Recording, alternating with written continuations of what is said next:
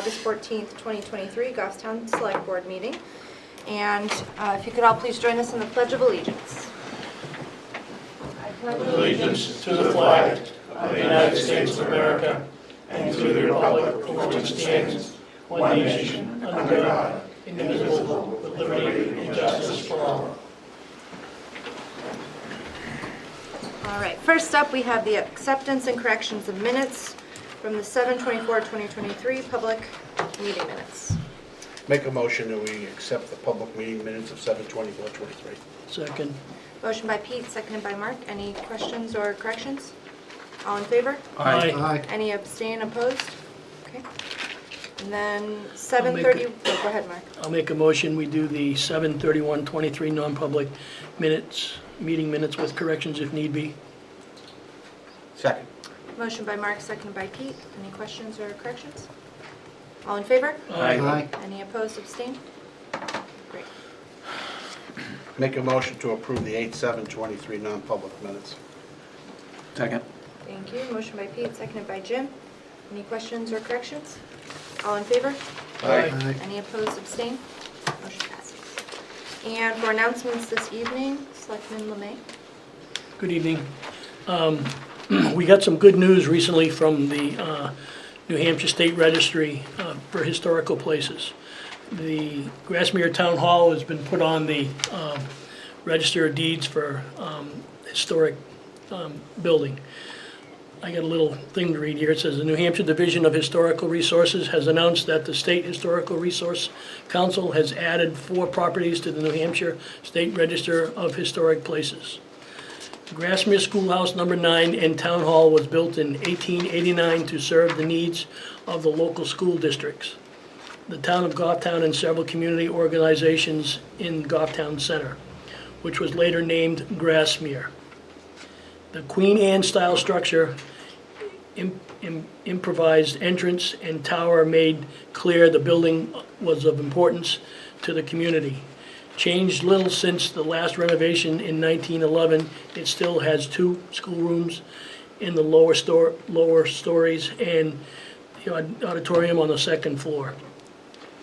That's the good news. We've been trying for that for a number of years, and I'll let Phil, who's the chairman of the committee, if he wants to say a couple words. Phil? I appreciate it very much. Is it right to speak from here? No? Come on No, up. Phil, I if don't know you if you could, wanted me to come up and... if you have, yeah, if you'd like to say Yes, something. I just wanted to, I didn't want to take anything for granted. I'm not on this side that often, so I have to make sure that I follow the procedures. There's a reason for that, Phil. Exactly. Phil, if you could just speak. Philip Devanza, I chair the Historic District Commission, and I just want to state that it's been a long time, not that we've applied and never made it, it's just going through the processes and everything. And I have to give Mary Sullivan, who was a commissioner, she just wasn't able to go for another term, and Eileen McMinney, which was a prior one, which had done a lot of the work of compiling everything and putting, filling out the forms for it. And one of the difficulties is you go along and you get to one place where you're ready to file it, and then they change the rules. So, and you got to redo everything, and then we had COVID and really, put everything back to square one. So with Mary Sullivan's work and also Derek, we were able to get this on their agenda, and we finally got it approved. So I just, want to thank everybody for it, their work, anybody that I missed on it, and all the other members of the commission, past members that are no longer with us, that also work towards its end. So with that, thank you very much. Congratulations. Thank you, Phil. Thank you, Phil. All right. Can I just ask Derek one question about that? Does that open us up to more grants and things when you have a building as a historic? Yes, and it also makes us more favorable in the eyes of LCHIP, and as you know, we currently have an application before them. Okay. Yep. Okay, we have a few minutes before public comment. Derek, would you like to start on the town administrator's report? Yes. So I'm on tab 8A. You have your committee's meeting scheduled for the next 2 weeks. Tomorrow night at 6 PM, you have the budget committee meeting. I'm gonna take He's these. gonna cover that for me. Great. Wednesday at 6:30, the library board of trustees. I'll be there. 7 PM, Parks and Recs I Commission. can't make it, I'm gonna be out of town this week, so. Okay. Can somebody cover Parks and Rec on Wednesday? Laid up. I'll be at library. I can follow up with Jim, you and call us I'm trying to afterward. think what I, Yeah, let me, somebody check my calendar. Yep, I will follow up with you after, thank you. Next Tuesday from 6 to 8 PM at St. Anselm College and New Hampshire Institute of Politics, you have the Piscataquag River Dams Public Information Meeting by DES. Wednesday of next week at 6:30 PM, the HCC will meet at Grassmere. Yep. And at 7 PM, Conservation Commission will be in room 106. Yes, And then just a reminder, next Thursday at Roy Park, you have the Town Employee Appreciation Barbecue from 5 to dusk. Has that been getting much talk up? Yep, we've been sending out reminders, and we'll send out another blast this week. Your next page, you have your consent agenda. You have employee status reports. You have a seasonal laborer separation due to end of seasonal period. You have 2 DPW seasonal laborers separation due to end of seasonal period. You have a DPW seasonal laborer resignation. You have a DPW seasonal employee. This is a promotion to a full-time truck driver. You have 2 engineering intern seasonals resignation. You have a deputy town clerk temporary stipend. You have a firefighter resignation. You have a police dispatcher bachelor's degree incentive. And you have a part-time PEG access technician change in status to per diem. You have event permits for the 2nd annual Mount Uncanunic Brewfest on October 14th from 2 PM to 6 PM at the Goffstown Plaza at 553 Mass Road.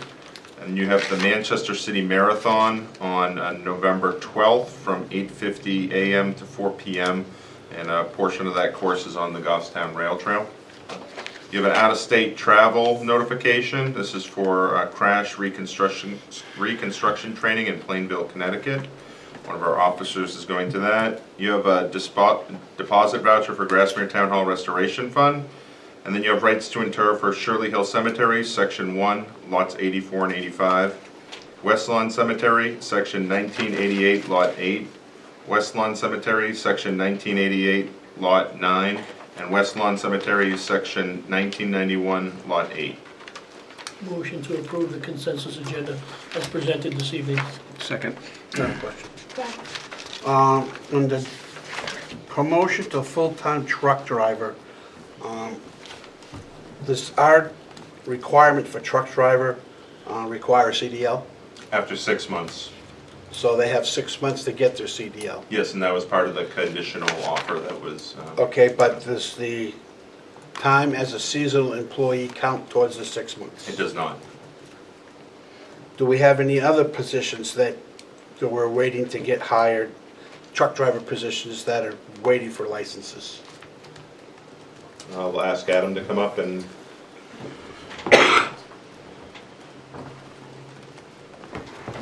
Hi, good evening. So it's a question, do we have any full-time employees currently in their probationary period that don't have CDLs yet? Yes. Being paid as truck driver, yes. How many? 3, I think.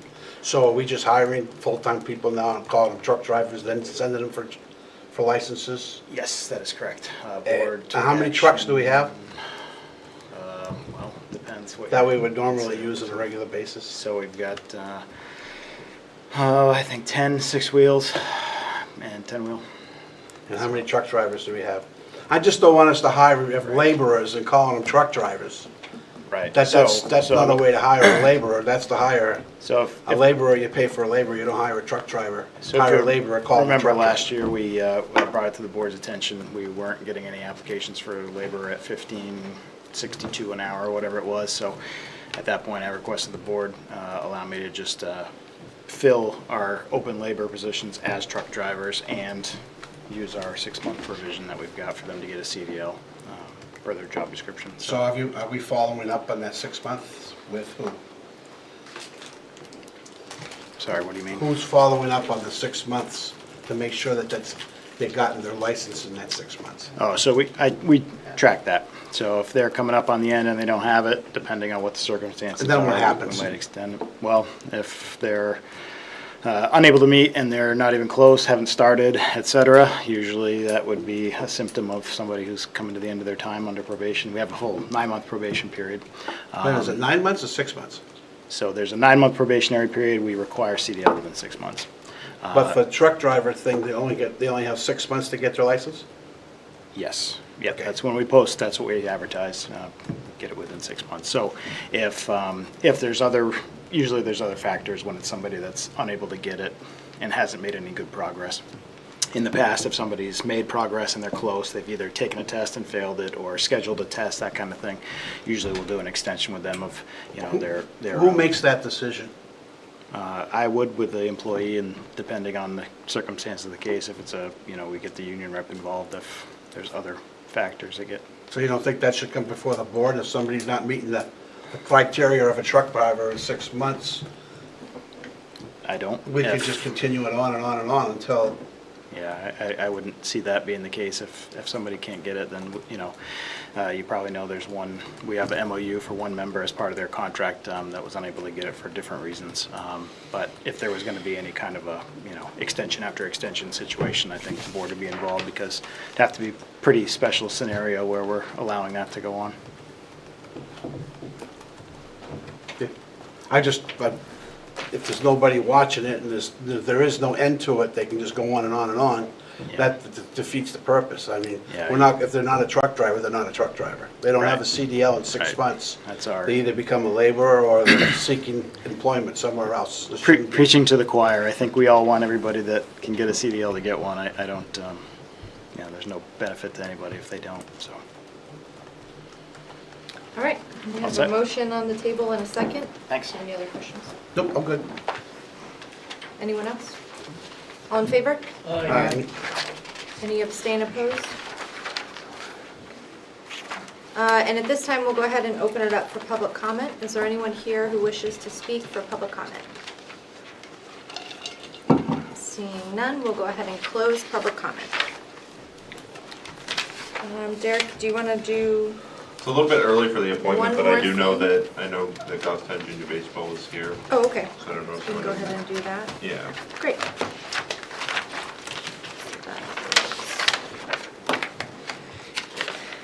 And Vanessa Hayes, would you like to come on up? And if you could just please state your name and address for the record. Hi, Vanessa Hayes, 23 Lisa Drive, Goffstown. Hi. So if you could just walk us through what the request is? Yeah, so we are looking in our existing gravel lot area that's adjacent to the old gravel rail trail parking lot on 114 to pave an apron to access that space. Every year what happens is we fill the holes in the spring, and by July, there's just, it's pothole city in there. People just, spinning their wheels trying to grab the pavement and get out onto the main road. So we did get a quote and just kind of looking for guidance on what kind of requirements you guys are looking for, the design, the shape. Eversource is in the loop, and they are willing to help us with this. So we just want to make sure we get everything kind of in line with the town and possibly the state as well. Thank you. Yeah. Derek, do you have any concerns on this one? So they do have they have a permanent access easement across the town land. If you were going to do it, I would recommend that you require, this is on NHDOT's portion of 114, so they would need a driveway permit. Goffstown Junior Baseball did receive a driveway permit when the lot was originally constructed, about 6 or 7 years ago. And then David Pierce brought to our attention that the proposal for 57 feet wide is a bit wider than the actual access easement. The actual access easement is closer to 50 feet wide, so there would need to be a reduction in the paving area. Go ahead. That's not a problem to baseball? No, we just had the vendor kind of went out there blind. We didn't really measure too much, just, the opening is humongous, obviously, because it goes right up to those rocks where the brush is, so. So it would be 50 feet wide by 15 feet deep. I think it would be whatever NHDOT driveway standards are at that location. Then you would close it in with a stone or something to make sure it's a driveway? Yes. Well, what would it be for purposes of the motion? Sounds like 57. So on the plan, it shows it's approximately 30 feet wide. Looked at the plan you have is not to scale, but we scaled it off. It's approximately, and then it's got the flares. I know that David Pierce did provide some information, and he's here if you wanted to speak with him. He was looking at the development regulations when you're entering into a town right-of-way, whereas this is state right-of-way. Their rules are a little bit different. So could a motion be made that the town of Goffstown approves the right-of-way, paving of the right-of-way according to DOT standards? Yes, Would that be accurate? that would be accurate.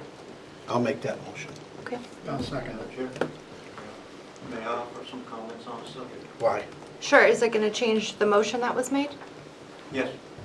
Okay. Go ahead. Come on up.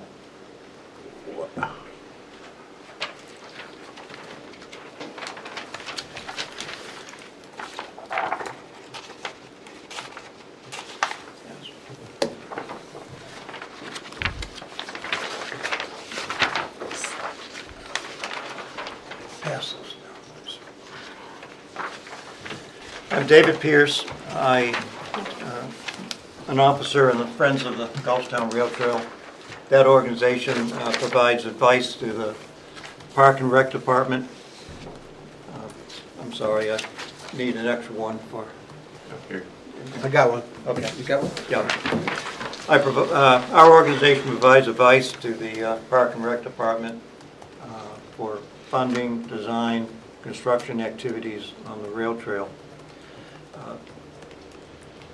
The drawing I presented to you shows the effect of putting a rectangular asphalt apron, which is 50.7 feet wide.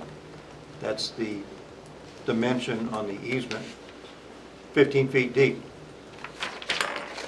Lacking in that proposal of a rectangular apron is a design incorporating flared corners, which DOT would require in their highway permit application. It also lacks any defined number of lanes. I would think the board would want to know if the applicant is building a 2-lane driveway, a 3-lane driveway, a 4-lane driveway. That should be part of your motion. I would recommend that be part of your motion as to how many lanes the applicant would build for a driveway. The easement is for a driveway. The easement is not for a general parking lot.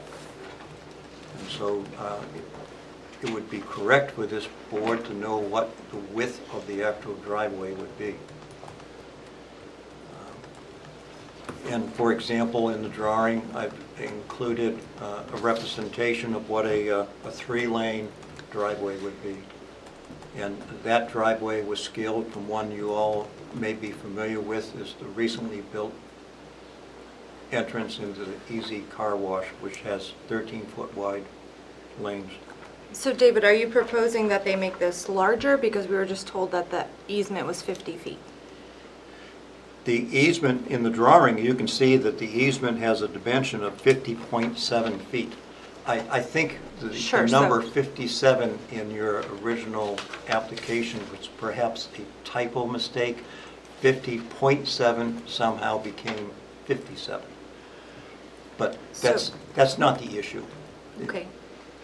So, so number one, I would recommend that you know what the width of the proposed, how many lanes the applicant is proposing to build, because she'll have to define that on the DOT permit application. Number two, that of course the driveway would be built according to DOT standards. Number three, that area is just a big gravel area. The applicant needs to have professional advice as to exactly where this easement is on the ground before they do construction. So Go ahead. Does this have anything to do with the rail trail?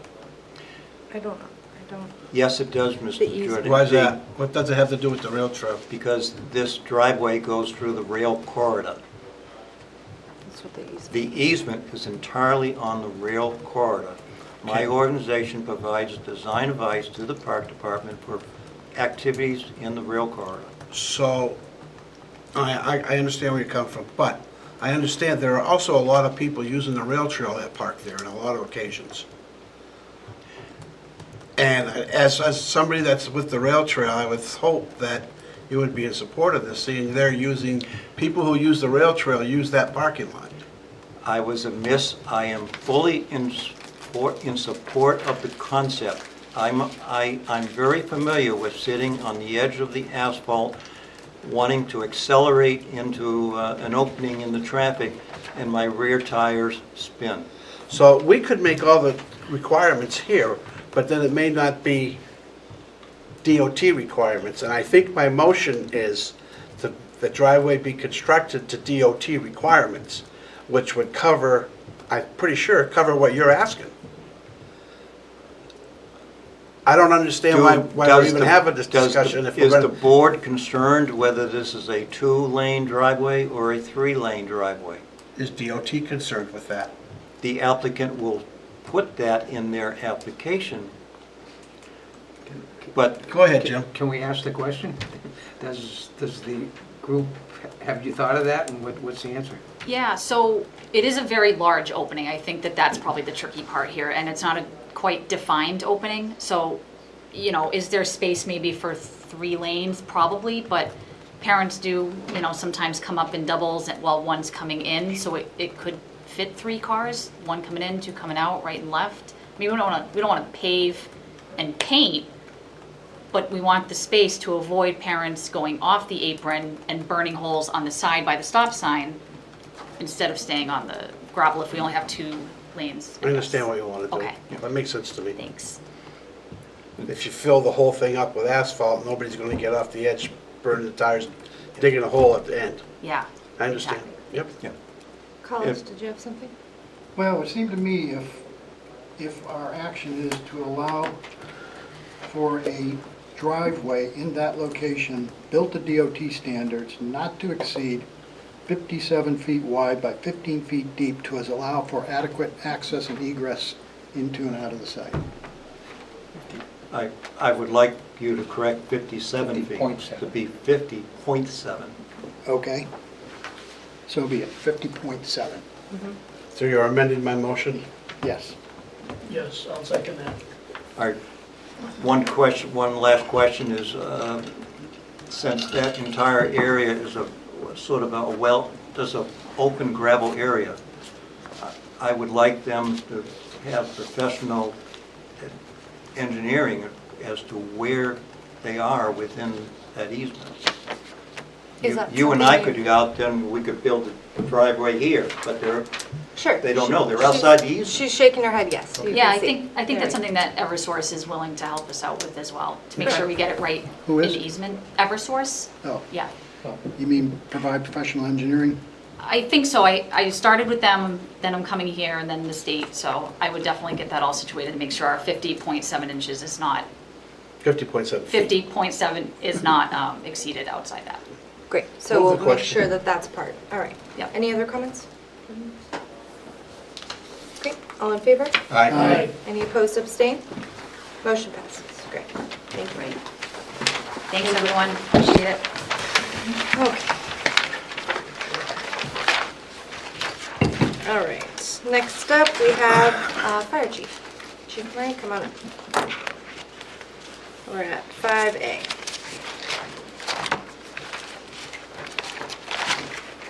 Good evening, everyone. Hi, Chief. Evening, Chief. I have 2 items for you tonight. The first one I'll start with is a request to sell the UTV forestry skid unit. Not the UTV, the forestry skid unit. You can't package them up and get rid of it all. In November of 17, we purchased it's called a Timtech Firelight Transport Deluxe Forestry Skid Unit. and it's comprised of a water tank and a reel, hose storage area. It's got a backboard area. The original purchase was for mounting it on a Polaris Ranger that we had. The Ranger was eventually replaced, then it was placed on the Gravely UTV, which it did fit within the dimensions of it. At that time, the purchase price for the skid unit was $7,850. It is designed to be on the back of a UTV. However, once you fill it with water and you take a look at the weight that goes on the back of that UTV, it's not only compressing it down. I'm concerned that if you're out on a trail, it becomes, unbalanced and uneven. So as I was working with Danielle on preparing to declare it surplus equipment, as we can under the purchasing policy, we found out that Canaan, New Hampshire Fire Department was actually a small volunteer department up north, was having an auction to try and raise money for an exact type unit. So I reached out to them. They were interested in it, and they've expressed interest in the skid unit and would be willing to pay $5,500 for it. So it's now a 6-year-old skid unit. I think it'd be a good value, and we'd get a fairly good return on our money.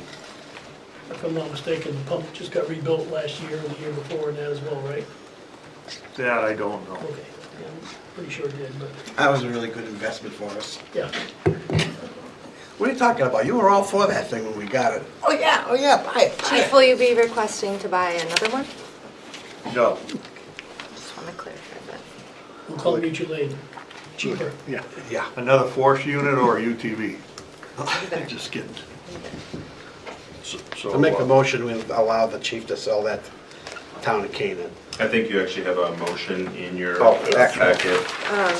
Tab 5. Tab 5B. Motion to waive the bid guidelines within the town purchasing policy. Nope. Nope. That one? No, on 5B. Oh, there it is. How'd the other one get waived? The other one's for the pickup truck. Flip to the Recom- left. no, that's Flip not to the either. left. To the left. Want me to read it here? Go ahead. Motion to waive the town purchasing policy for disposal of surplus property and authorize the fire chief to negotiate the sale of the Kimtex Firelight FDH-203 forestry skid unit for a price of $5,500 to the Canaan, New Hampshire Fire Department. Second. Motion by Mark, seconded by Pete. Any questions or comments? All in favor? Aye. Any opposed, abstain? Motion passes. thank you. The second item I have for you tonight is the purchase of a 2023 Ford F-250 Super Duty pickup truck.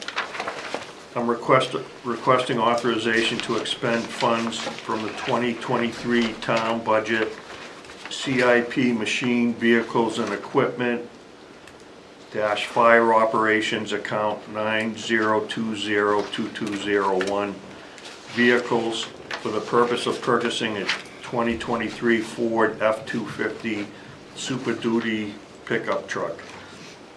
And The Chief, just auth- to, I'm sorry, just to clarify, it was approved for 70,000, correct? Yes. Okay, thank you. The authorized funding of $70,000 was approved by the Goffstown voters this spring. As referenced in the town purchasing policy, I will be utilizing the state of New Hampshire bid purchasing contract for 2023 for Ford pickups, which was awarded to McFarland Ford Sales of Exeter, New Hampshire.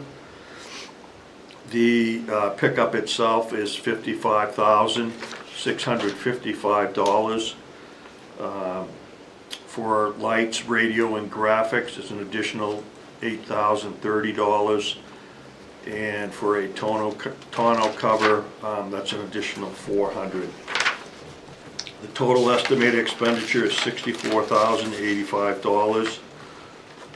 I'm also asking the board to waive the 3 quotes provision in the purchasing policy to allow me to utilize Global Public Safety as a sole source vendor for the installation of emergency lighting, radio, and siren equipment.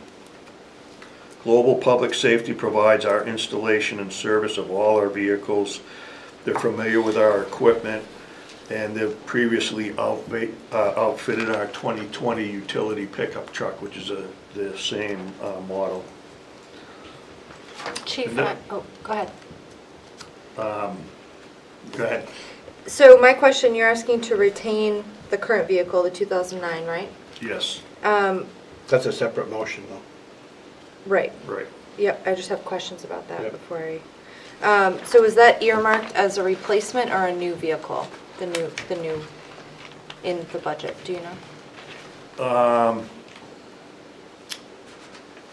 It was earmarked, I believe, for a replacement as part of the CIP cycle for vehicles. So with this, the 2009, if we keep it, what is that adding to our maintenance? What kind of shape is it in right now? I thought it was in pretty rough shape. So it's got 70,000 miles. Mechanically, it's in good shape.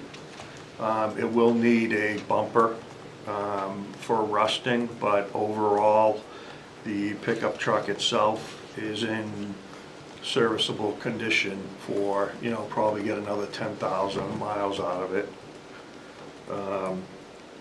We do,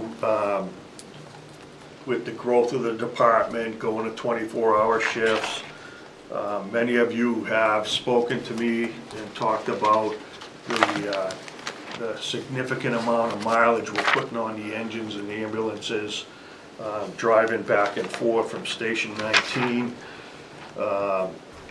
On a daily basis, we're putting some over 4,000 miles per year for one engine or ambulance as they come back and forth. Typically, while we're trying to reduce that, they are coming back and forth, and use of this vehicle would allow us to at least lower maintenance and service costs on the big apparatus versus the small. And I'm not seeking in the future to take this 2009 and replace it with a new vehicle. What I would do is basically just put it into the rotation of, as we change over other vehicles, it'll just cycle out of the process itself. So while I'm adding a vehicle, I'm not advocating to replace this with a new vehicle. Chief, is there any reports that are available that earmark which vehicles go on which calls? Just out of curiosity, I love numbers. Yes. So I'm just curious if this actually would make an impact on reducing mileage on our larger vehicles. by Yes, having I this. can give you the service miles on all the vehicles. Every time they go in for service, the mileage gets put down on. But we don't mark specifically per call, like what vehicles go out? No. Go ahead. There's two problems with this. Number one, it went to CIP as a replacement. Okay? It went to planning board as a replacement when they got approved. It went to the budget committee as a replacement. Now you want to retain it without going through the process. You're adding another vehicle, even if it's only for 2 or 3 years, you are adding another vehicle to the fleet without going through the process. I'm strictly against that. I've been talking about that this is how we add vehicles, and I understand what you're saying. You're not going to recommend in 3 years to replace that vehicle, but you're not going to be here maybe in 3 years. It'll be somebody else. Can And I- they're going to come in and say, well, I've got this '09, we got to replace it, it's rotten out, and maybe we're not here at that time, and we say, oh, yeah, okay. So when you add another vehicle, like keeping an old vehicle like this, you circumvented the whole system.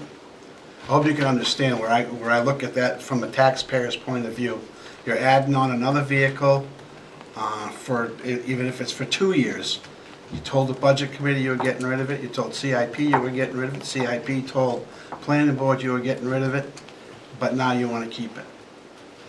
Okay, I can understand that, but previous pickups that we've had, we turn over to highway department. Is that any different? Yes, because we don't, if we keep them, they're going to get rid of something. I am definitely not have been since I've been sitting here, I am not an advocate of keeping old vehicles and adding to the fleet. We do the same thing with police. I've asked, same thing with DPW. Okay, you're getting 3 from the police department. Where are they going? Bing. Okay, what 3 are we getting rid of? I've always asked that question. I don't believe that it's right that we keep increasing our fleet by keeping old vehicles. So then, can I go to another department and ask them if they have any surplus vehicles, if I can get one from them? If they're replacing a vehicle. Okay. If that means you would be getting rid of, no, you wouldn't be able to do that because you don't have another vehicle. You'd be increasing your fleet. By keeping the 09, you're increasing your fleet by 1 vehicle. And when we sent a pickup truck to the highway, are we not doing the same? Because you replaced it. The highway gets rid of something else. 100 vehicles in the fleet. No, I'm following you, Mr. Vice Chairman, I'm just saying, I mean, if we don't want to go that route, then I'm just saying to the board, we're spending a lot of funds on engines and ambulances traveling the mileage back and forth every day versus a pickup truck that, you know, yes, it was intended for replacement, but it's in such a condition that, you know. Chief, to your point, those vehicles are all on a replacement schedule though. Do you think that there's instances where the maintenance is going above and beyond what's capable for that vehicle to do within that replacement window? No, I can tell you the maintenance we spent on that pickup in the last 2 years is under $600. And the I'm sorry, I mean- majority of that was for tires. I mean for ambulances and engines. So if they're slated for, you know, we keep it for this long, you're saying the extra miles on it are putting a significant stress on those vehicles for longevity purposes or just monetary purposes for the amount of? For longevity, because they're responding daily to emergencies and stuff, and the stress on them alone. So because they're on a schedule for us to replace them on a certain date, do you believe that's impacting those vehicles making it to that date for which we have a scheduled time to replace it? I think in a very small way, we're taking some of the load off of it and perhaps, you know, saving a few extra 100 miles of having to do service or repairs on them. I'd rather put money into a pickup truck, you know, for minor repairs versus a fire engine or an ambulance.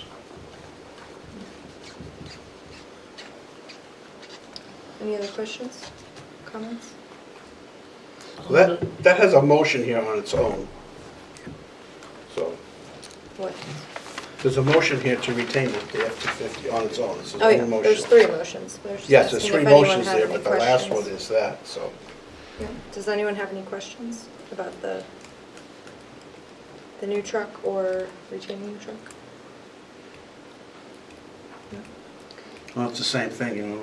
Here we have a policy on bid policy, but we're not following it, which we haven't been anyway, so I don't know even why you say everybody's all about let's make a policy, but we don't follow them.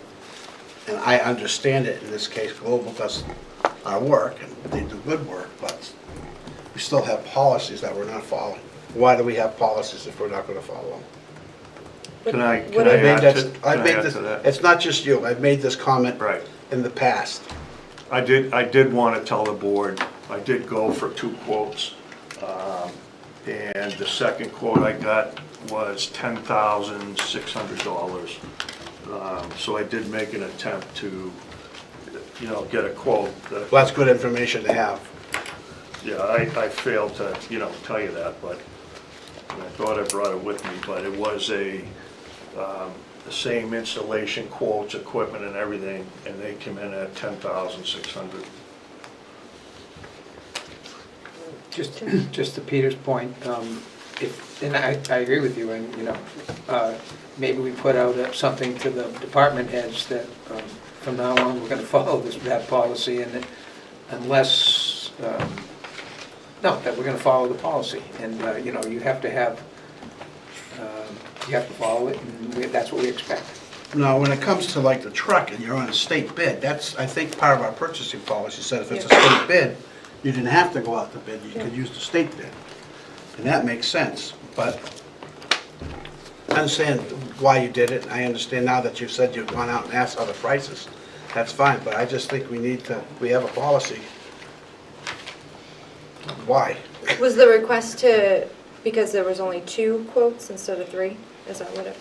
No, it's because the vendor does quality work for us, and they're installing the radios and everything, and I can go back, I'll go back and get a 3rd quote if the board wants. How long before that truck's available? I've got time, September, Truck will be available in September? yes.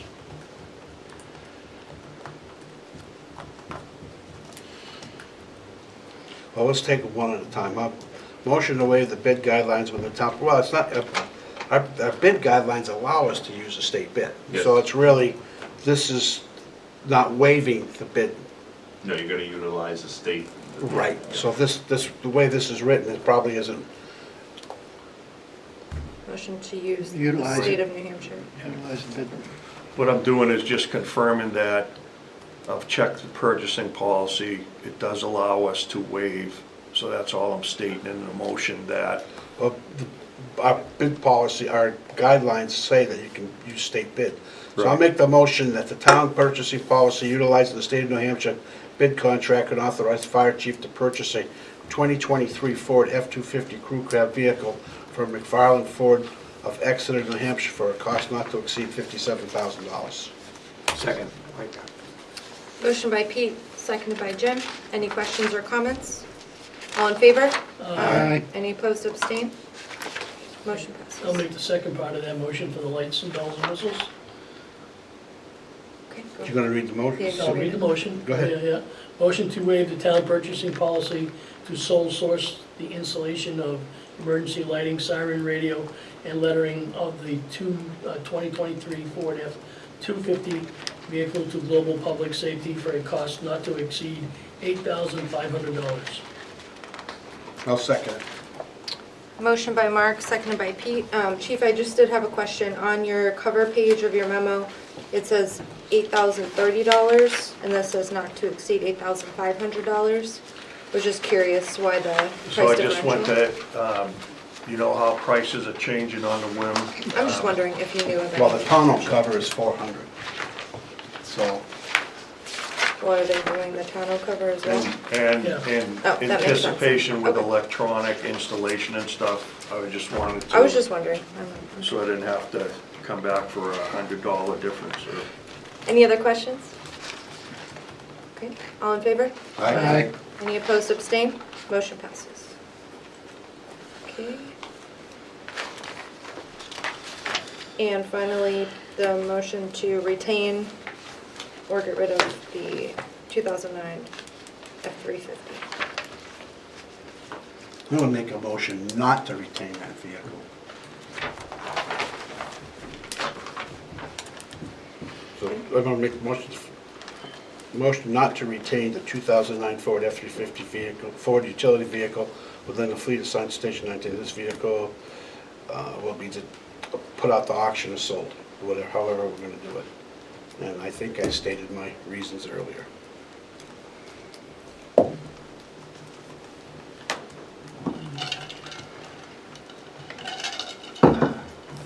It's a motion by Pete, any second? Nobody seconded. I'll second. This is the one that you were talking about, that it's already gone through all the approved. Yeah. Yeah, I'll second that.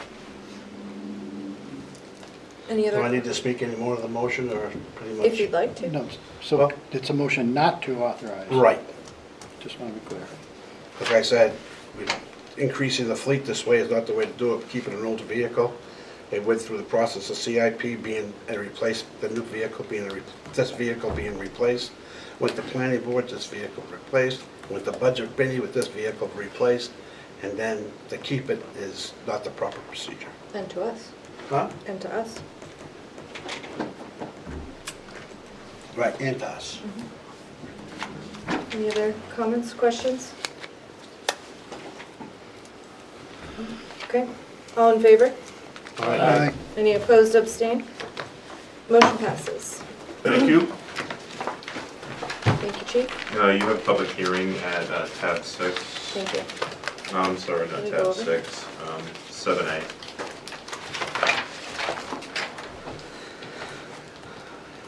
Oh, sorry, I went over, okay.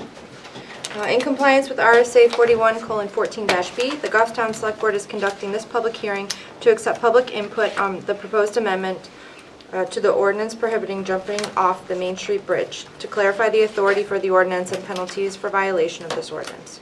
The Select Board will also receive public input about including a prohibition from jumping off the Granite Bridge abutment, which is located on the town's rail trail. The second public hearing is scheduled for Monday, August 28th at 6:30 PM. The Select Board is scheduled to vote on this proposed ordinance amendment on 9/11/2023. At this time, we'll open up the public hearing. Is there anyone who wishes to speak? Mr. Pierce, come on up. I'm David Pierce. I'm a resident on 21 Mill Street, and because I live on Mill Street and frequently drive towards Main Street, every summer I do see youth jumping off the granite abutments, so I'm glad that you're including the granite abutment that the town owns in this ordinance. I feel you may have trouble with the title of this ordinance, because it is specifically Main Street Bridge, and then further on down, you're including the granite abutment that the town owns on the rail corridor.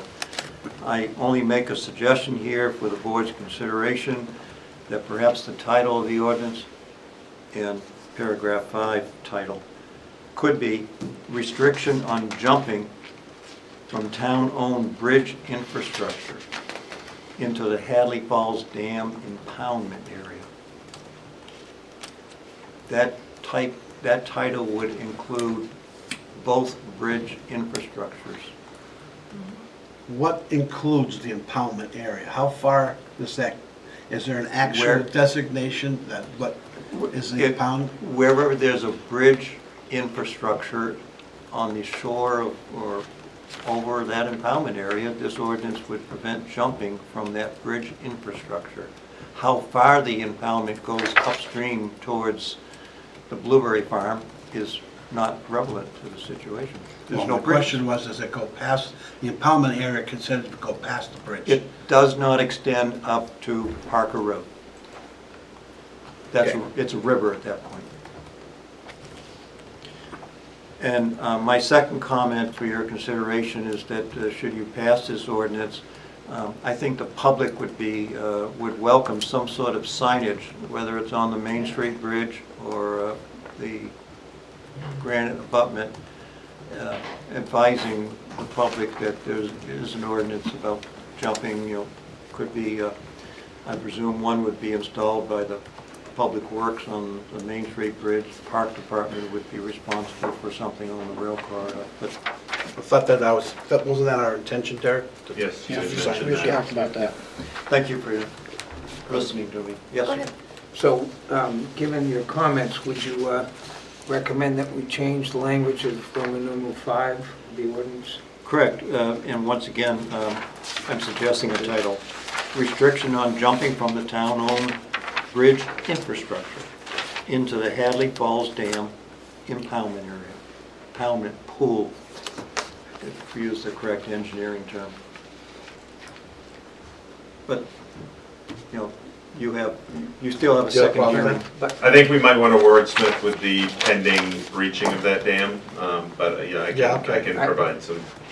I think that's vague, and somebody reading that wouldn't know whether they're violating the ordinance or not, so I think we need to clean that up, But I agree, we could change.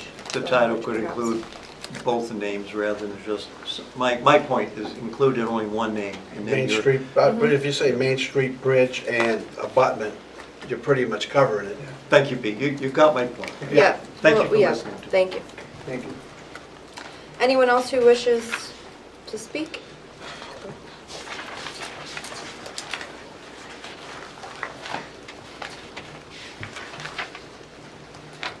this may or may not save me a memo later. Just for point of discussion while you talk about it, is there any bridge in town that anybody can think of we would actually want to encourage jumping? And if not, then maybe we just want to say no jumping from bridges kind of thing.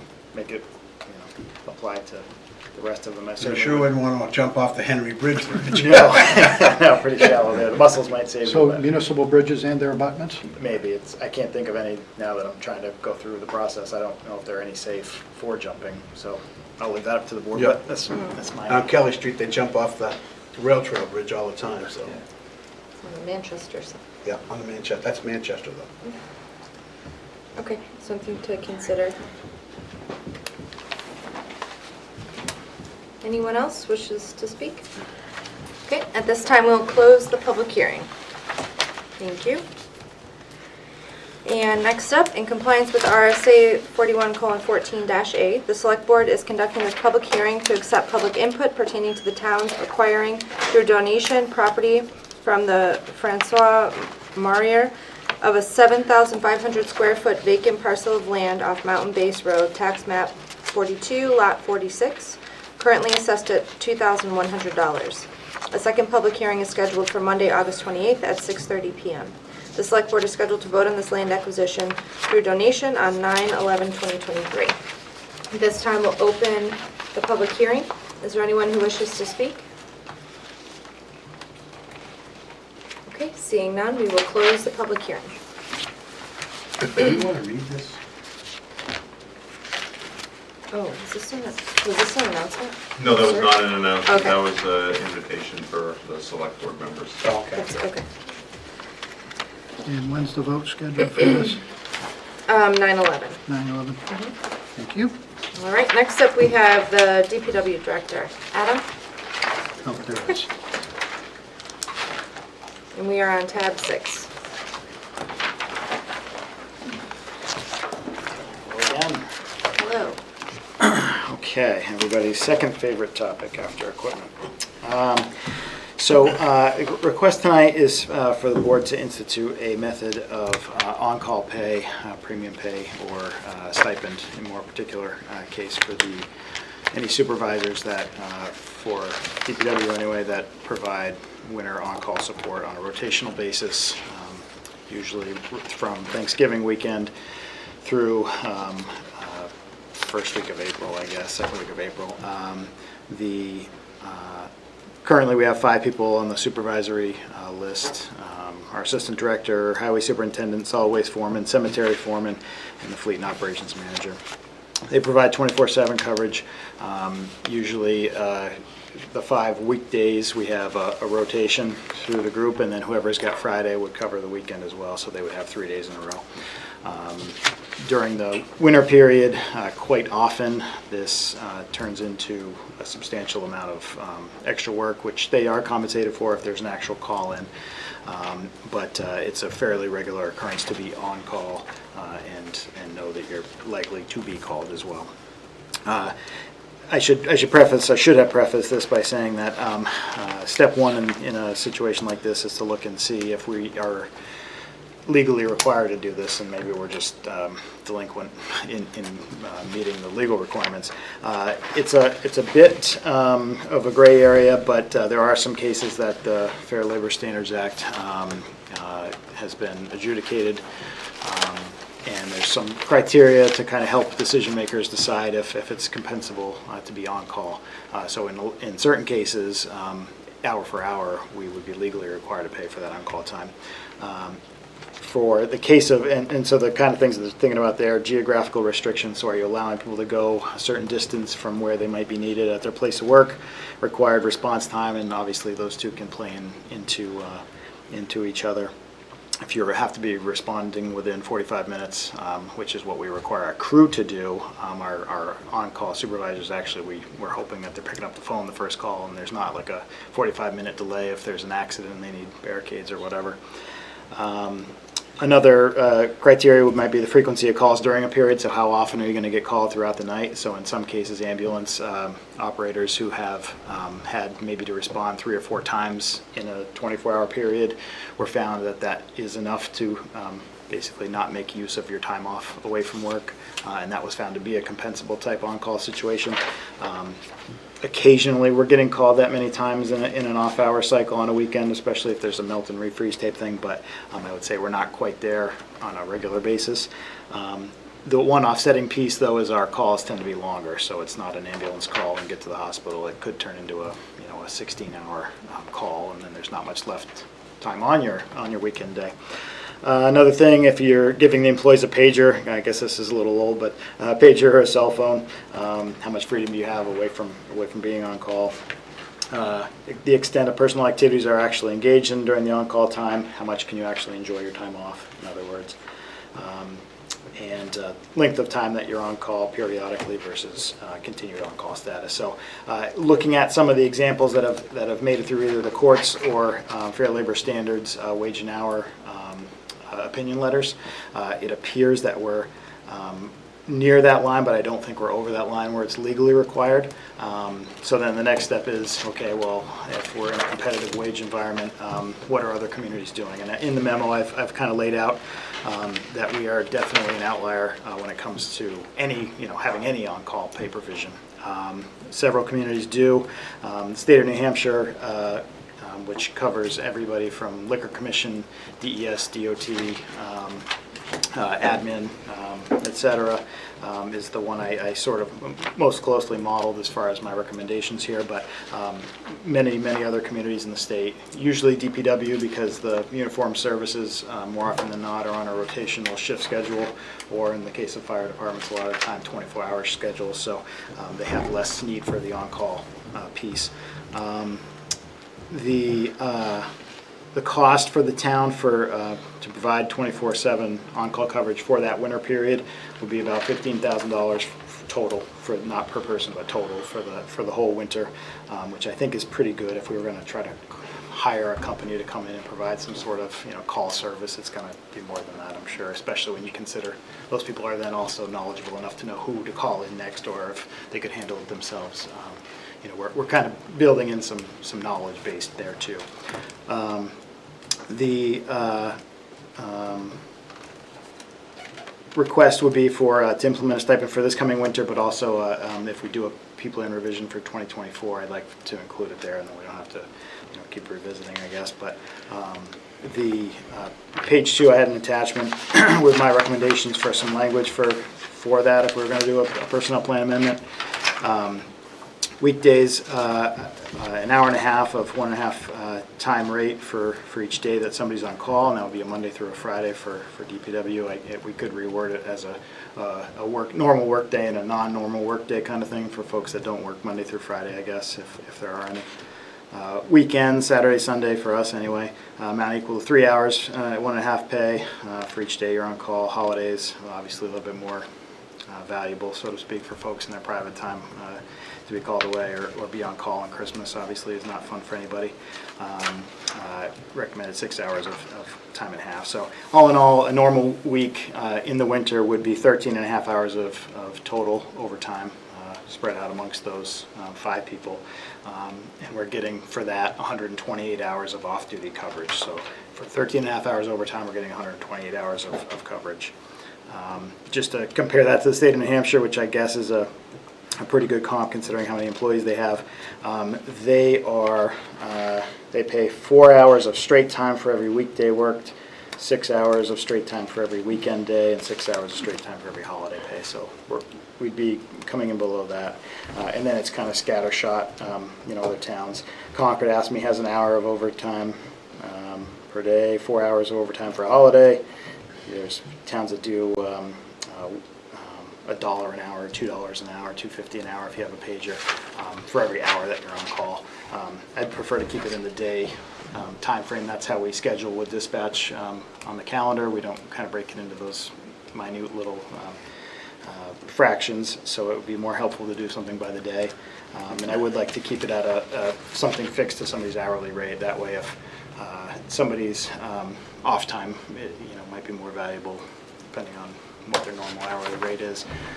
And also, as time goes on, if we stick to a flat rate, that becomes less valuable year one after it's been put in place, unless you want to keep adjusting that as time goes on. All right, Go ahead. I got a bunch. So the first thing, so these people that you listed, DPW supervisors who are on call, are any of those people union employees? No. Okay, so, because down below you mentioned you reviewed several collective bargaining agreements. Yep. And some of that, it's readily available type. Some are supervisory agreements, some are not, some are not. So how would you, I just want to clarify, so you would be proposing to pay them an on-call rate for the amount of time that they're on call, and then paying them regular time if they're being called in? Or is the intent just to pay them? So the intent would be continue to pay for time worked. So if you actually receive a call, continue with the practice as it is now. So if it turns into a 16-hour call, you're going to get 16 hours of pay. Normally, Plus your stipend.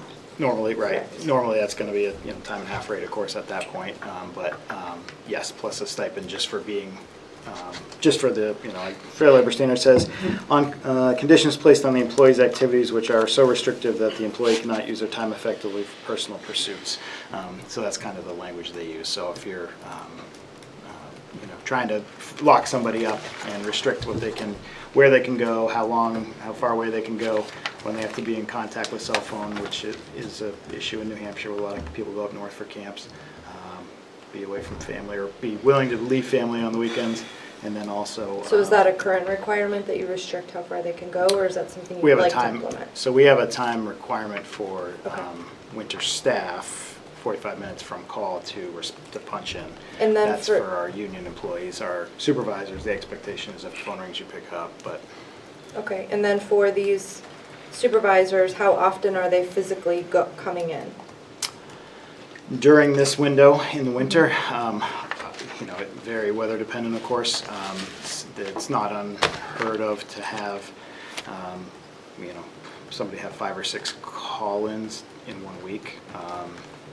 They're getting paid for that, of course. They're getting the call-in pay, but there are some weeks where it's rare to be on call and not get a call for icing or something. Sometimes it's very, it's not the whole crew is called in after that, but the supervisor gets the call from PD if there are icing spots, something like that. And then is there any, go ahead. Go ahead. Well, no, go ahead. Go finish I your got a questions. bunch of them, so. So you said you looked at Department of Labor standards? Federal, so yes, Fair Labor Standards Act does State have. for New Hampshire, yeah. For the country, does have Right. requirements for compensable on-call, and then there's some, both those wage and hour opinion letters and then federal court cases that are out there about when do you need, required to compensate hour for hour and when do you not. Okay. So I don't believe we're in the required to compensate hour for hour, so that's why I'm. So I would like to see the federal and state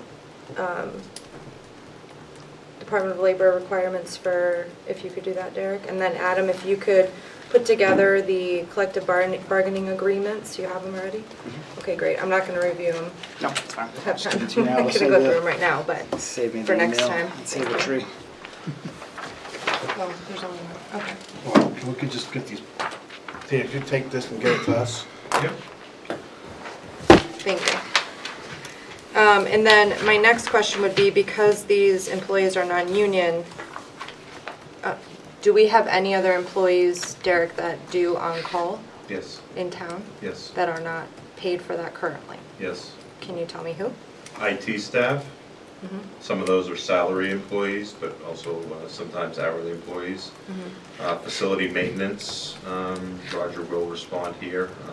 He came in on a Saturday, I was talking to him the other night. Well, that one was a planned one, but he Yep. has gotten calls when the alarm, and then we have people that secure buildings. I cannot speak for the other departments.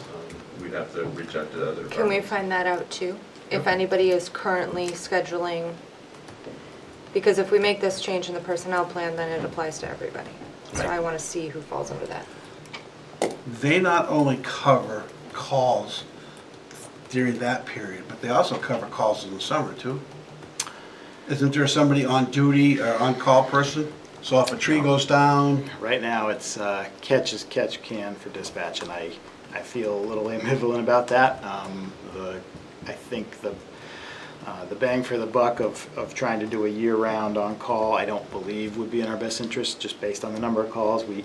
Sometimes it gets down to the point, I shouldn't say down to the point, but sometimes I get called and, I have to make a few follow-ups. But we figured out, one way or another, we get it figured out. It's in the, in the winter when we have a set call-in schedule that we send a dispatch around Thanksgiving for them to actually. And I'm assuming that this is something you're putting in the budget and you want it to start in January 1st. It's not in this year's budget. This program isn't in this year's budget. So at the beginning of the year, when I budgeted for wages and overtime for DPW, I did not budget for whatever portion of 15,000 the first month would be. We are being so shorthanded, we definitely will have a surplus to return out of So this wages. is something we could institute effective January 1st. Most certainly, but I think it could be instituted. No, but it wasn't with budgeted this year, and Well, we started a new policy and it hadn't gone through the process yet. I just went through that with the chief. Hasn't gone through the process yet. Well- This is something that should be budgeted and go through the process. I think, I certainly would expect, there'd be some debate about We that. have to put a but- policy together, the whole 9 yards. I mean, it's not, Sure. I think that, the point of, what's been gone through the process is you've budgeted for wages and overtime for highway employees. This would be a wage or an overtime item for highway well, employees. this is a new policy. Correct, but it's fully budgeted, included in the budget, so it's, It's not included in the budget. is it It's a a new is it a- policy is it that a you new wanna policy? add. Yes, but it wouldn't add to the department's budget, which has already been included. Just for clarification, the request was Thanksgiving to April. Right, so it's talking 6 weeks this year. No, I know, I'm just Yeah, stating. but that's fine. I mean, I'm just saying it's something that should be budgeted and put into the budget and Yep. move along. So if we can get that stuff for the next meeting, the Department of Labor, state and federal, and then Derek's gonna get us the stuff that Adam gave me so that we can all read it Yeah. for Or get it to us. the next one. And then, Adam, you have 15,000 total. When you say the entire winter season, that would be within that Thanksgiving to April timeframe? Yes. Okay. And then, again, just to clarify, the intent is to do this just for that timeframe and not moving forward, That's correct. not at any point in time throughout the year. Right. Can I just make one comment? Unless the board wants to, but No, I'm just making one comment, because that's 15,000 just for him. We've got to look at other employees and Right. other departments too, to find Yep. out what a policy like that would cost. Yep, that's what I asked Derek to get for us. Who else is doing any kind Townwide, of, yep. so if we add it, it goes for everyone, Yeah. so we need to see that. Okay. Any other questions? Okay. So there was a recommendation here to adopt an on-call stipend. I would say we table that. I'd second that. We're getting all of the information that I requested from Derek, and we'll put it on the agenda for next meeting. okay. Thank you. Okay. All right, back to Derek. Okay, I think we're at tab 8A plus a couple page flips here. Yes. We left off with the assessor recommendations. You have a assessor's recommendations. This is a veteran's tax credit. There is a recommendation to deny for map 8, lot 20-2. Make a motion to approve the assessor's recommendation as presented Second? to deny.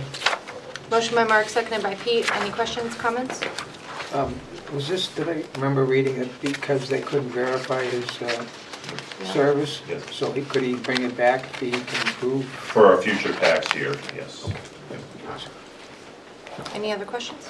All in favor? Aye. Any opposed, abstain? Motion passes. At your next page, you have the quarterly budget transfer. This is for those employees that take the opt-out on insurance, and there is all the background from finance, and there's just a request to make that budget transfer. Motion to approve the budget transfer request for the reallocation of $49,743.08 from insurance benefits to the various wage lines as presented. Second. Motion by Pete, seconded by Collis. Any other questions or comments? All in favor? Right? Any opposed, abstain? Motion passes. And at 8E, you have correspondence from Bedford Design Consultants. This was specific information that the board had requested when you had the request from attorney Andy Sullivan on behalf of, where is it? The water betterment. Yeah, the water betterment for Vincent Urban, map 23, lot 11. So you have information from Bedford Design Consultants and a licensed land surveyor saying what they felt was the maximum yield of units on that property.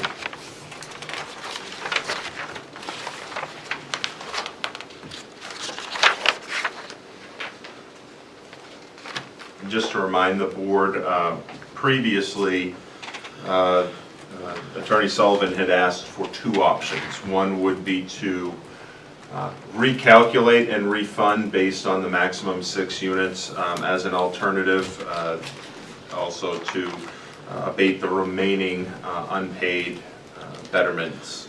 Again, at this point, there are 15 remaining unbilled payments. We bill twice a year for these, and for an amount of $1,442.91 for a total unbilled balance of $21,643.65. So this letter is saying that they don't believe that they could achieve a higher density without changing the development regulations. Right. And those are our regulations, Yes. there's nothing tied to state. Yep. And that's what we were concerned about. Right. So we got two options. You have a variety of options. Those were the two that were proposed by Attorney Sullivan.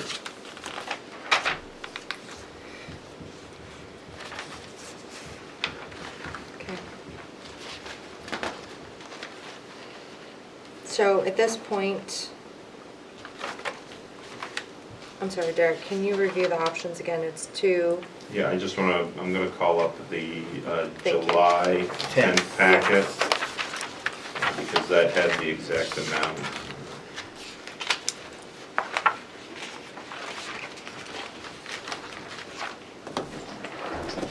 Probably have it in here.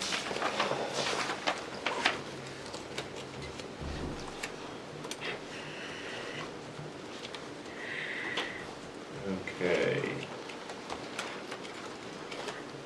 Let's see.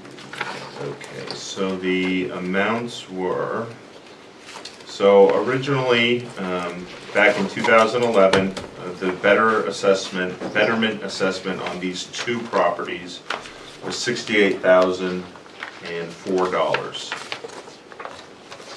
In 2012, the select board negotiated a settlement agreement to reduce that to $44,000. And Based on how many lots? based on, at that time, I've got the agreement in your, 14? I think it 28. was. The original was 44, and then,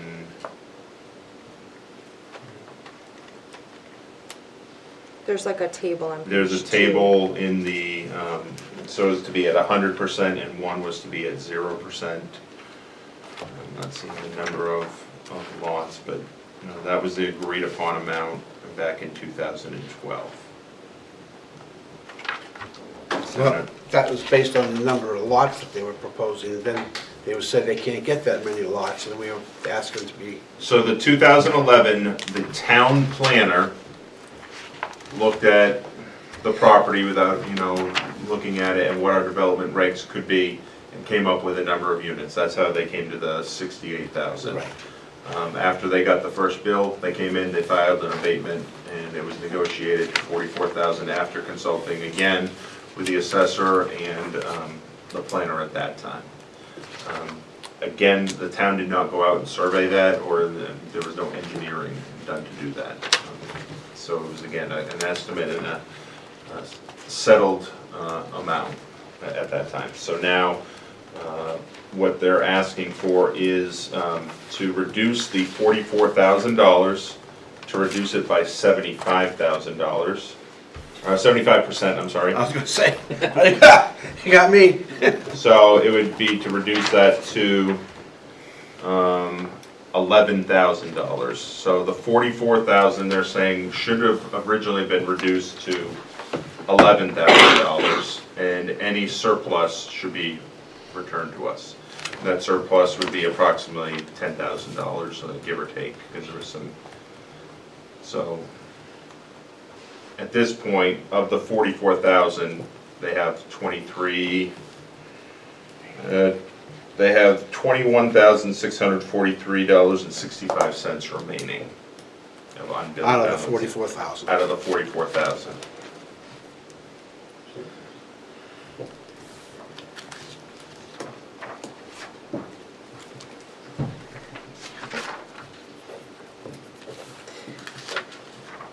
So the options are to nullify the remainder. Correct. Or to refund, and they have a, so I'm seeing here, the total billed principal that they have paid out is $15,872.01. They're saying by their calculations, it should be $11,000, so there would be $4,772. A refund of 4,000. Correct, a refund. Could you remind me, when we negotiated this, they both knew what we're talking about the same thing. What changed? When they agreed to a certain number, what's changed that make them think that we should do this? I think they've gone through the planning process and. Bedford Land Consultants went through it and demonstrated that that was the maximum build out you could get on there. They did that this year, Based upon yes. land considerations. Yes. Yeah. And they didn't do that when they agreed? prior? I don't know what, Yeah, who what, knows, like, yeah. how in-depth the property owner engineered. But I think the fact was, it went back and forth a number of times, that's enough. Let's get a professional out there to tell us what exactly is the maximum density that can be put on that piece of property, and that's what Bedford Design Consultants has told us, right? That's what I understand. Yeah, yeah. And that's what I was hoping we'd get out of it. Well, I don't think it was it the town's responsibility to go out there and determine No. how many lots, what can be done on that property? No. So that, can I speak to that Go for a ahead. second? When this betterment assessment was being put in place, there were many public meetings. There were meetings with private property owners to figure out how many units could actually go on different lots. And this property owner did not participate in that and only filed an abatement after the final numbers were settled and the bills sent out. All right, so in its current state, we've confirmed that the number, the 15,000 is. So yes, in principle, they've paid $15,872, $872.01. We would need to look at the math and see how much of that is, how much interest is also owed to, because we have a note on this that we pay off. So we have debt service that we pay off on this as well. So we'd have to calculate the math if the board was interested in providing a refund. I I'm am not not interested. interested. Yeah. I'm not interested in providing a refund because they didn't do due diligence and have the property surveyed and looked at. Now they're coming back and say, well, we didn't want to bother that, so now give us back this money. But And also, is it possible that the wetland and surface water conversion overlay has potentially changed in 10 years? Well, that's No, what- those rules, I believe, were put in place in 2009.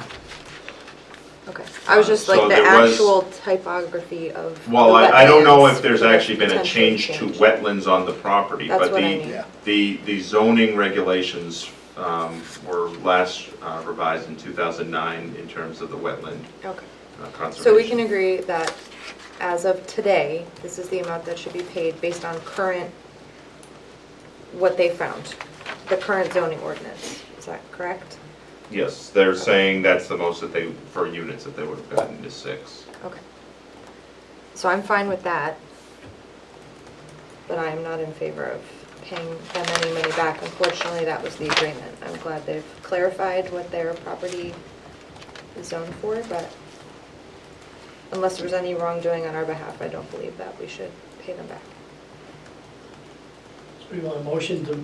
So I guess the Well, next just- question is, do you want to waive the remaining amount? I would, that's what I would. That's the second Yes. request.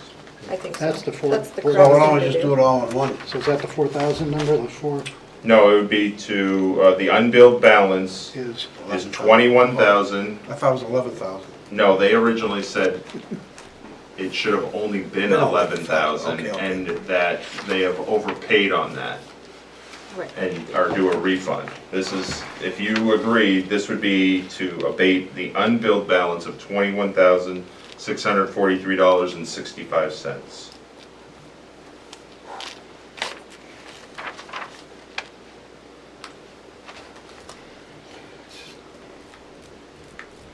And so So- far, they've paid 21,000. Okay. So far, they have, Here, I have What the, have they paid so far? here. Oh, I just have the packet in my bag still. Oh, jeez. So many pages. so originally, they paid, again, some of these have gone into lien, and some of these have had The past accrued due. interest for late. 33. So they've paid about 16,000 of it. It says here, they said paid 33,186. Oh, did the lawyer get this to us? Yes. Okay, okay. So this is not, That's not, I guess. oh, this says to be billed. Look at it, past due. Well, this is, Yeah. so do we need to do another calculation for any interest purposes, or if we're just nullifying the remainder, you don't need to wait? So to they do are additional? paid through the July 2023 bill, so there's no interest accruing on that. And Great. normally we send out another bill in December. So my motion would be to nullify any further payment, nullify the reason for any further payments, or they don't need to make any? No, you would be abating the remaining Yeah. 15 payments of $1,442.91 for a total unbilled balance of $21,643.65. Okay, I'll make that motion. I'll Second that. Okay. Motion by Pete, seconded, who got it first? That represents the unbilled balance. Correct. So, so just like conceptually, they could have done this back when they did the 44,000 and we wouldn't be Oh, here. if they only- Exactly. And if so they we only don't had- want to yeah. pay for their lack of due diligence. Right. But they have done it now, and so. And we'll honor it. So Now we'll honor we're that. working Okay, with yeah. them. Yep. Great. Any other questions? Okay, all in favor? Aye. Any opposed, abstain? Motion passes. And now I'll make a motion that we do not refund the 11,000, or how much was it? 11,000 or something? So they said that they, by their calculations, they should have paid 11,000, and they have paid $22,356.35. So they've basically paid 11,356.35 too much. So my motion is to not refund. Second. Right, and so the 21,643 unbilled balance is the final reckoning. Yes. That's it, we're done. Yep. This is the number. Motion by Pete, seconded by Jim. Any questions, comments? All in favor? Aye. Any opposed, abstain? Motion passes. Okay.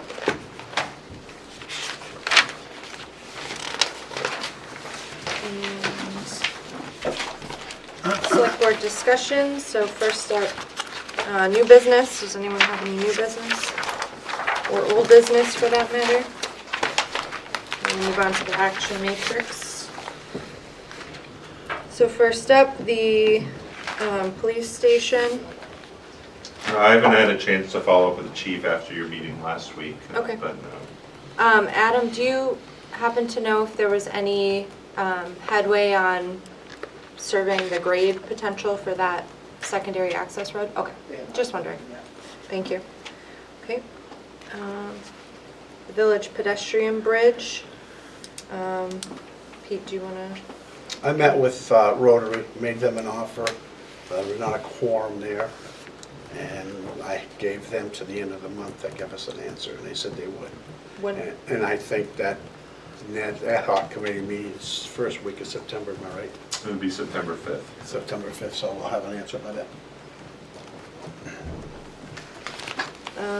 demolition of town property, so that has been done as of today, and, It was started, the process Started was today? started. well, So- it's demoed, it's just not What's cleaned the up. final deposition of that property? Loam and seed and a healthy stand of grass? Yeah, so they're going to they've been working with DPW on removing the demolition and getting the fill to cover it up, and they'll grade it, and then we can work with the contractor to get it seeded. That was not part of the demolition contractor's contract, but we will work to do that. And then as far as the grant to... We will submit through the state of New Hampshire. We can do it now, though, right? Once we do all the invoicing. Okay, great. Yep. Thank you. Move forward on the ordinance for jumping off Main Street Bridge. Proposed projects for the Invest Municipal Per Unit Grant. Those are coming to us at 9/1 from the department heads? Yes. Okay. But there's also a recommendation, now we don't do anything for a bit, but you made that recommendation. I'm still talking, I reached out to New Hampshire Housing Finance Authority on Thursday and need to talk to them because they have a program with this, and I want to see how their money ties in. And the Invest NH money, we're all contingent on these units being move-in ready in 2024. So I do need to check with the state if that were to change, how does that impact those grant funds? Right. Okay. Grants, LCHIP, any Submitted. update on Grassmere? I know, We have a walkthrough Justin. on September 5th with LCHIP, so working with HCC members on a few items to hopefully improve the presentation of that project. great. And vehicles out of service, what do we have? 2 for DPW, any updates? No? Okay. One was anticipated to return this week. So it's still hopeful? Okay, great. All right. Anyone else have any other new business, old business? Okay, at this time, we'll open it up for our final public comment of the evening. Is there anyone here who wishes to speak at public comment? Seeing none, we will close public comment. Motion to go into non-public session RSA 91-A:3, 2A compensation, C adversely affecting reputation of any person other than a member of the board. Second. Motion by Pete, seconded by Mark. Roll call? Yes. Yes. Yes? Yes. Yes. Yes. All right, this will conclude our public portion of tonight's meeting. Thank you.